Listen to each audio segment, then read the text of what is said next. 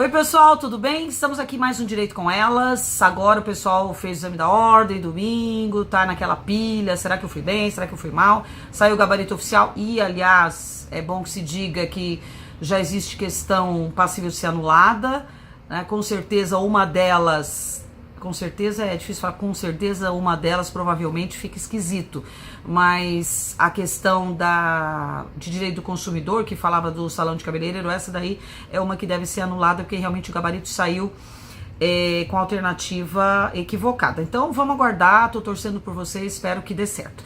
Bom, hoje, gente, conforme eu prometi, eu vou comentar duas questões de exame de ordem, uma de direito de família. Olha lá, filha, o que aconteceu? Tem alguém me ligando. Mas isso vai aparecer? Não. Muito Agora grande. a gente vai botar em preto e branco. Como eu prometi durante a semana na minha página no Facebook, que eu comentaria questões de exame de ordem, hoje eu vou comentar duas questões, uma de direito civil e uma de direito das sucessões. Bora lá? Bom, gente, eu tô aqui então com duas questões, exame de ordem da prova branca, vou falar pro pessoal já não se confundir, na prova branca. A questão é a questão 37, fala a respeito da responsabilidade civil, no caso, quando um objeto cai de um apartamento do prédio e não se sabe de qual apartamento saiu esse objeto. Então, vamos à leitura da questão para vocês se lembrarem. Marcos caminhava na rua em frente ao edifício Roma quando da janela de um dos apartamentos da frente do edifício caiu uma torradeira elétrica que o atingiu quando passava. Marcos sofreu fratura do braço direito, que foi diretamente atingido pelo objeto, e permaneceu 6 semanas com o membro imobilizado, impossibilitado de trabalhar até se recuperar plenamente do acidente. À luz do caso narrado, assinale a alternativa correta. Bom, gente, comentando... Peraí, deixa eu ver se entendi. O cara caiu uma torradeira Peraí, nele. comentários externos de produção. Caiu uma torradeira nele? Caiu uma torradeira de cima de um dos prédios. De cima de um dos apartamentos de um prédio. Mano, o que a torradeira tava fazendo na janela? Isso é o que todos se perguntam. O que uma torradeira estaria fazendo na janela? Não poderia estar lá. Esse é um dos motivos pelos quais deve haver uma responsabilidade. Claro, uma das alternativas fala, não tem se responsabilizado, não tem indenização. Como assim, né? Como assim? As alternativas que a ordem propôs foram as seguintes. Letra A. O condomínio do edifício Roma poderá vir a ser responsabilizado pelos danos causados a Marcos, com base na teoria da causalidade alternativa. Causalidade alternativa por quê? Caso não possa ser identificado o dono da unidade ou qual a unidade de onde saiu a queda, de onde caiu a torradeira, quem tem que responder é o condomínio. Então essa é a causalidade alternativa. Letra B.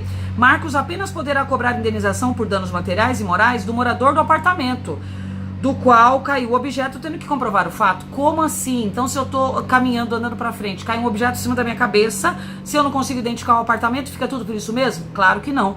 No condomínio, todos são responsabilizados, gente, pelo que acontece. Então, se puder ser identificado o apartamento, ok. Não podendo ser identificado, evidentemente que o condomínio tem que arcar com os prejuízos. Letra C. Marcos não poderá cobrar nenhuma indenização a título de danos materiais pelo acidente sofrido, pois não permaneceu com nenhuma incapacidade permanente. Claro que não. Havendo o dano por si só, já existe o dever de indenizar. Então não é o fato de ter ficado com incapacidade permanente que vai determinar a possibilidade de indenização. Absurda essa questão, essa letra C. Espero que nenhum de vocês tenha marcado, né? E a letra D, caso o Marcos consiga identificar de qual janela caiu o objeto, o respectivo morador poderá alegar ausência de culpa ou dolo para se eximir de pagar qualquer indenização a ele. Realmente não tem culpa nenhuma, uma torradeira na janela é uma coisa super normal, super comum, realmente as pessoas usam a janela para colocar a torradeira e torrar pão, né, produção? Acontece sempre. Acontece sempre, então realmente normal, eu posso falar que não tive culpa pelo fato, ou então era uma briga de casal e a mulher resolveu jogar a torradeira na cara do marido, ele se desvencilhou e aí a torradeira caiu pela janela, realmente uma coisa interessante. Óbvio que a letra D não pode ser marcada, né, gente? Não dá para alegar ausência de culpa e dolo para se eximir da responsabilidade. O fato é que, como eu sempre digo, aí fica novamente a dica: não fujam das informações do enunciado. A resposta está no enunciado, se vocês prestarem atenção. O enunciado disse que ele estava andando na rua quando caiu o objeto da janela. De cara já se percebe que ele não identificou de qual apartamento saiu.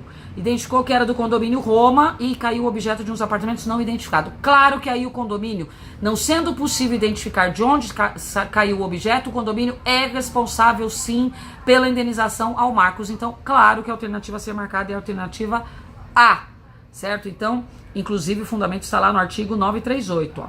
Artigo 938 especifica, né, que o condomínio é responsável pelos danos causados de uma das unidades de onde caiu o objeto, se ele não puder ser identificado. Tá? Então, aquele que habita em prédio tem que responder prejuízo causado. Então, o condomínio vai responder caso não seja possível identificação, e no caso ficou claro que não era possível. Então, nessa questão do condomínio, a responsabilidade é, obviamente, do condomínio por não houve identificação da unidade. Então, a letra A no caderno branco é a que deve ser marcada. Outra questão que a gente vai comentar hoje é a questão de sucessões. Eu falo repetidas vezes que sucessões é um assunto que sempre cai em direito civil. Sempre tem questão de sucessões, tanto que nessa edição nós tivemos 2 questões de sucessões, uma de sucessão testamentária e uma de legítima testamentária. A gente vai comentar no nosso próximo vídeo. Hoje a gente vai comentar a sucessão legítima. Então vamos dar uma olhada na questão. Ana, sem filhos, solteira e cujos pais são pré-mortos, tinha os 2 avós paternos e a avó materna vivos, bem como os 2 irmãos, Bernardo, Germano e Carmen unilateral. Irmão Germano, gente, pelo amor de Deus, não é o nome do irmão.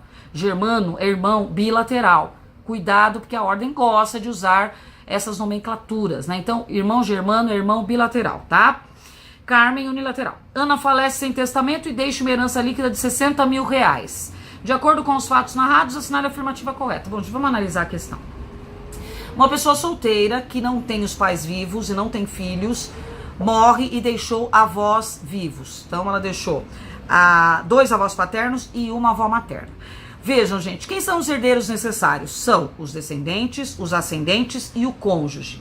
Ela não tem cônjuge, certo? Ela não tem descendentes, portanto ela deixou herdeiros necessários vivos, que são os avós. Quando eu tenho herdeiros necessários, eu chamo os colaterais da sucessão, produção? Não chamo. Os colaterais são chamados apenas quando não existem mais herdeiros necessários. Portanto, os irmãos só podem ser chamados à herança se não houver herdeiros necessários.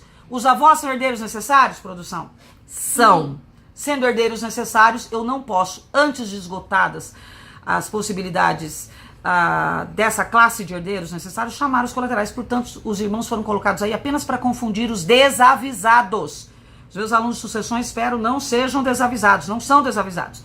Eles sabem que os descendentes, ascendentes e cônjuges são necessários e que eu não chamo colaterais enquanto tiver uma dessas espécies. No caso, então, eu tenho 3 ascendentes vivos, portanto, os colaterais são afastados da sucessão. Primeira informação, tá? Então, com essas informações iniciais, vamos às alternativas. Alternativa A. Seus 3 avós receberão cada um 20 mil reais por direito de representação dos pais de Ana pré-mortos. Vejam, gente, existe representação na linha ascendente? Não, só existe representação na linha descendente. Portanto, os avós não entram representando os herdeiros pré-mortos, os pais. Eles recebem por direito próprio? Não inicialmente. Na linha ascendente, a herança é deferida por linha e não por cabeça. Então, eu tenho que definir a herança como? Divido a linha do finado em linha paterna e linha materna. Metade da herança cabe à linha materna, metade cabe à linha paterna. Dentro da linha, aí sim, por cabeça. Então, primeiramente, divido por linha. Depois, dentro da linha, por cabeça. Então, qual que é o problema aqui da alternativa A? Ele está dizendo que cada um recebe 20 mil reais. Não é verdade. Por que não?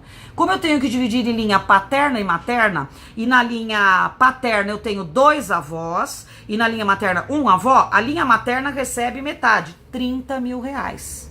30 mil reais é a metade. Então, a avó materna receberá sozinha 30 mil reais, porque ela é da linha materna e não tem outro ascendente da linha materna vivo. Então, ela recebe os 30 mil reais. Na outra linha paterna, como os 2 avós estão vivos, a linha paterna recebe os outros 30 mil reais. Sendo que, então, dentro da linha, os 30 mil serão divididos entre os ascendentes dessa classe. Então, 15 mil para o avô paterno, 15 mil para a avó paterna. Então, relembrando, divide em 2 linhas, materna e paterna. Dentro da linha materna e paterna, eu vou dividir por cabeça. Então, o erro aqui nessa alternativa A é que eles não recebem por direito de representação, e sim por direito próprio, e ainda por cima por linha. Então, a letra A não pode ser marcada. Letra B. Seus avós paternos receberão cada um 15 mil reais, os paternos, conforme nós dissemos, e a avó materna receberá por direito próprio 30 mil reais. Então, os dois recebem 15 mil, porque a linha paterna levou 30 e a materna levou 30, ela recebe sozinha. Então a alternativa correta é a alternativa B. Isso é meio pra confundir, né? Também. É um pouco pra confundir. Não é que é pra confundir, mas é a tal da pegadinha. Então, pra saber se o aluno sabe quem recebe primeiro e de que forma recebe. Esse é o detalhe que a gente tem que colocar. Então, a C tá errada, porque diz que o Bernardo receberá 40 mil. Bernardo é o irmão, por ser bilateral, recebe 40, e a Carmen, por ser unilateral, receberia 20. Seria verdade se os únicos herdeiros fossem os colaterais e não tivessem os avós. Como os avós estão vivos, os colaterais estão fora, então tá errada a letra C. E a D, obviamente, novamente dando herança para os irmãos, recebendo cada um deles por cabeça a mesma quantia. Errado, porque eles nem são chamados à sucessão. Então aí, a correta é a letra B, de acordo com o que prevê o artigo 1829, inciso 2, né? Artigo 1829, inciso 2, recebem os ascendentes em concorrência com o cônjuge. Como não tem cônjuge, recebem os ascendentes. Certo, gente? Então, muito cuidado. Eu não gosto de usar a palavra pegadinha, né? Mas o que se coloca no enunciado é para ver se o aluno sabe distinguir quem são os herdeiros necessários, quem são os colaterais, os legítimos, quem recebe primeiro e quanto recebe. Então é importante observar todas as informações do enunciado, gente. Todas as informações são muito importantes quando você lê a questão. Certo, gente? Então, boa sorte a todos, sorte e disciplina, né? Só sorte não resolve. Espero que todos aí consigam obter o resultado suficiente para passar para a segunda fase do exame de ordem. Certo? Na semana que vem a gente volta com mais 2 questões para comentar com vocês aqui no canal. Uma questão de direito de família e uma outra questão de sucessões, a que trata sobre testamento. Combinado? Vejo vocês na semana que vem. Um beijo e até lá!